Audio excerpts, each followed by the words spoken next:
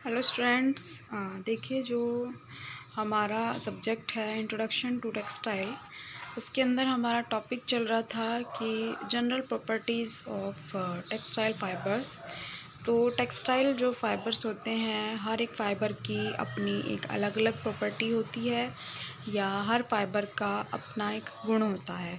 तो जो गुण उस फाइबर में होता है, जब उस फाइबर से फैब्रिक बनता है तो वही प्रॉपर्टी या वही क्वालिटी या वही गुण उस फैब्रिक में विद्यमान हो जाता है। तो इसी तरह अब आता है हमारा क्लीननेस एंड वॉशेबिलिटी। तो जब वस्त्र पहने जाते हैं, देखिए जाहिर सी बात है, जब कोई भी क्लोथ गारमेंट फैब्रिक यूज़ में लाया जाता है या इस्तेमाल किया जाता है या पहना जाता है, तो जाहिर सी बात है वो मैले हो जाते हैं और तब उनकी सफाई करने की आवश्यकता होती है, यानी कि उनकी धुलाई करने की आवश्यकता होती है, उनको साफ़ करने की ज़रूरत होती है। तो वे वस्त्र जो आसानी से धोए जा सकें तथा साबुन व सफाई करने वाले रसायनों का बुरा प्रभाव वस्त्रों पर नहीं पड़ना चाहिए। देखिए कुछ वस्त्र ऐसे होते हैं हमारे जो इजीली वॉश हो जाते हैं, यानी कि बहुत कम डिटर्जेंट या सोप के थ्रू साफ़ हो जाते हैं, और कुछ जो हमारे फैब्रिक होते हैं या गारमेंट होते हैं वो कई बार इजीली वॉश नहीं हो पाते।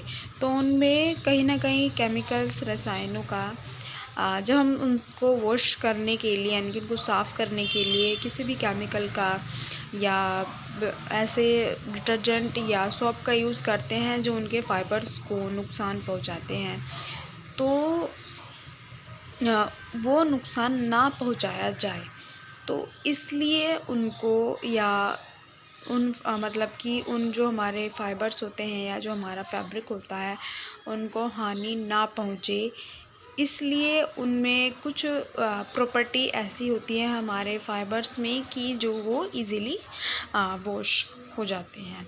तो लेकिन कई बार क्या होता है कि फ़ाइबर की प्रॉपर्टी बहुत अच्छी होती है, वो इजीली वॉश हो जाते हैं, लेकिन कभी कभी मैन्युफैक्चरिंग प्रोसेस ऐसी होती है गारमेंट्स की या वीविंग प्रोसेस ऐसी होती है गारमेंट्स की कि वो बहुत ज़्यादा जल्दी गंदे हो जाते हैं, यानी कि जो फैब्रिक में गंदगी होती है वो अंदर तक पहुंच जाती है। जैसे कि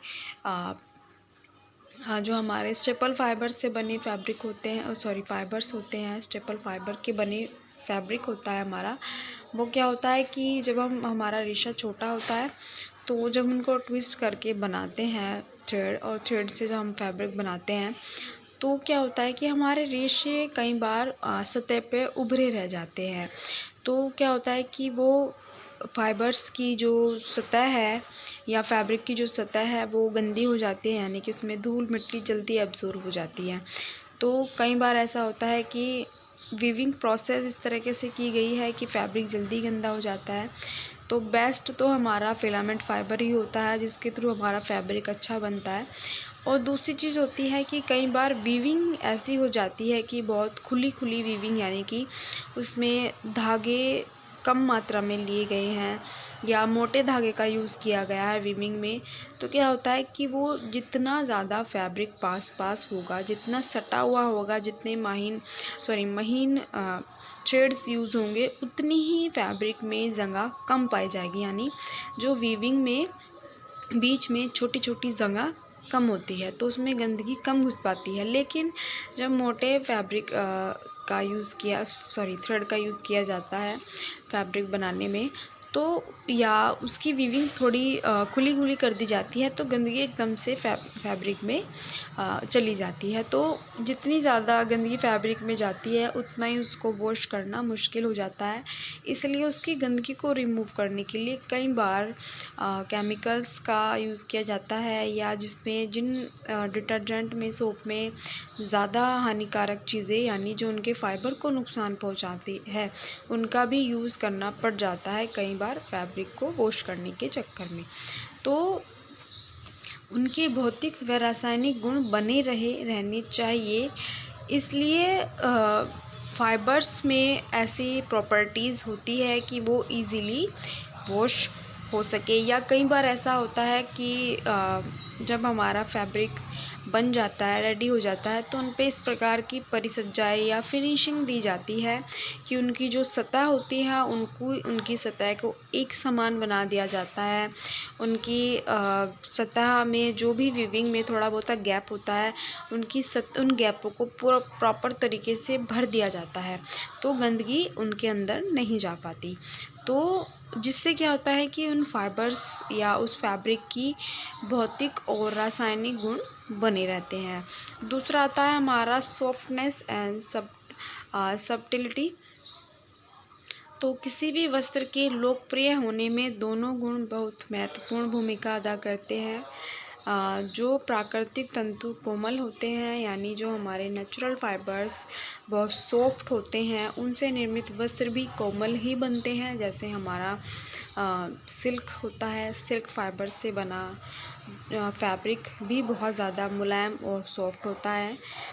और इसके साथ तंतुओं का बारीक होना भी आवश्यक है, यानी कि जितना ज़्यादा तंतु यानी फाइबर हमारा बारीक होगा या उससे बना जो थ्रेड वो भी बारीक होगा, उतना ही ज़्यादा स्ट्रॉन्ग होगा।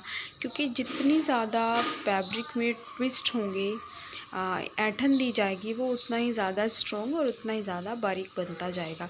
तो बारीक फैब्रिक जो होता है वो बहुत ज़्यादा अच्छा होता है फैब्रिक के लिए। हाँ, जो हमारा बारीक फाइबर होता है या धागा हमारा जितना बारीक होगा वो उतना ही अच्छा फैब्रिक बनाता है। तो मोटे धागों से जो वस्त्र निर्मित होते हैं वे ये थोड़ा सा गलत लिखा गया है, मोटे व खुरदरे बनते हैं, यानी कि मोटे धागों का भी यूज़ किया जाता है। तो कभी कभी ऐसा होता है कि हमारा जो फैब्रिक बनता है वो यानी कि बहुत ज़्यादा मिक्सअप थ्रेड का यूज़ किया जाता है, मोटे पतले का।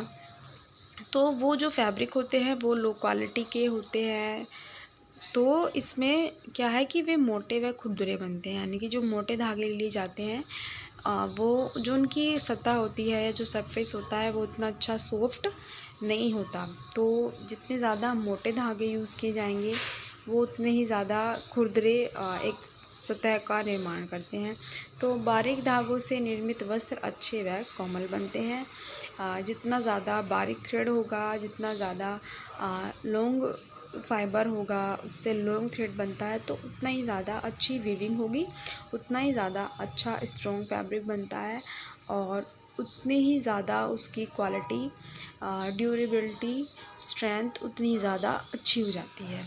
तो स्टूडेंट्स, बहुत ऐसे हमारी क्वालिटीज़ होती है फाइबर्स में, जो हर एक फाइबर्स की देखिए अपनी अपनी प्रॉपर्टी होती है। जैसे मैंने आपको पहले बताया था कि जैसे कॉटन वूल की वाटर एब्जॉर्बेंसी बहुत ज़्यादा बेस्ट होती है, बहुत अच्छी होती है। तो इसलिए देखिए कॉटन को गर्मियों में यूज़ किया जाता है। वुल एक वाटर एब्जॉर्बेंसी भी अच्छी होती है वुल की, लेकिन वो एक बहुत गर्म फाइबर होता है, तो जो सर्दियों में यूज़ किया जाता है। तो कई बार ऐसा होता है कि कुछ फाइबर्स पर या कुछ फैब्रिक पर देखिए कुछ फाइबर की क्वालिटी प्रॉपर्टी नेचुरली उनमें विद्यमान होती है, और कई बार जब उनसे हमारा फैब्रिक बन जाता है तो कई बार कुछ प्रॉपर्टीज़ स्पेशली उनसे बने फैब्रिक पर अप्लाई की जाती है या उनसे बने फैब्रिक पर यूज़ की जाती है। जैसे फायर प्रूफ एक स्पेशल फिनिशिंग दी जाती है जिसके थ्रू स्पेशल फैब्रिक बनता है, या मॉथ प्रूफ होता है, या वाटर प्रूफ होता है। तो इसी तरह अलग अलग फिनिशेस के थ्रू भी फैब्रिक को ज़्यादा स्ट्रॉन्ग और अच्छा बनाया जाता है। या जितनी ज़्यादा मैंने आपको पहले बताया कि जितनी ज़्यादा फैब्रिक की फाइबर की लेंथ होगी उतना ही अच्छा स्ट्रॉन्ग फैब्रिक बन के आता है।